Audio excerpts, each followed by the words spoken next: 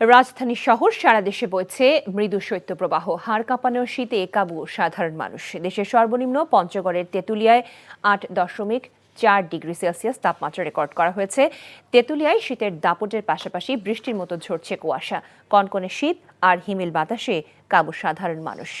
রাস্তাঘাট অনেকটা জনশূন্য, দেখা নেই সূর্যের। প্রয়োজন ছাড়া কেউ ঘর থেকে বের হচ্ছেন না। যানবাহন চলছে হেডলাইট জ্বালিয়ে। দিনাজপুরেও বেড়েছে শীতের তীব্রতা। ভোর থেকে দুপুর পর্যন্ত কুয়াশার চাদরে ঢাকা থাকছে চারিদিক। শীতে জুবুথুবু সাধারণ মানুষ। গরম কাপড়ের অভাবে দুর্ভোগে ছিন্নমূল ও খেটে খাওয়া মানুষেরা। নীলফামারীর ঘন কুয়াশায় ঢাকা পড়েছে।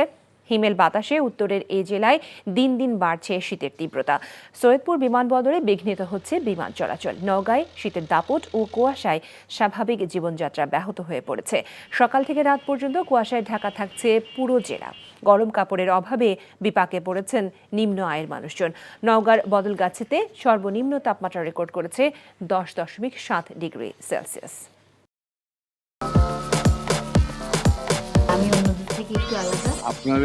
আমার অনেক পছন্দ, মানে আমি তোমার ছাড়া কাউরে কোনোদিন ভালোবাসি নাই। এই পুকুরটা তোমাকে লিজ নেওয়ার ব্যবস্থা করে দেবো। বদুল্লে চাকরিটা খাই দাও যায় না? আমি যদি সুরজ মিয়ার সাইকেলের সামনে বসা ঘুরা বেড়াই, তোমার কেমন লাগবে কৌতো?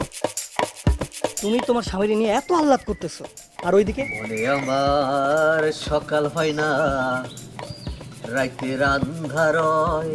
এক রিক্সায় গা সিপকে বইসা হাসতে হাসতে কই জানা যাইতেছে। দুনিয়ার এত মানুষ রাইখা এই বেডি তোমার মধ্যে কি পাইছে কৌতো? আর তোমার চোখে আমি শুধু তোমার চাই।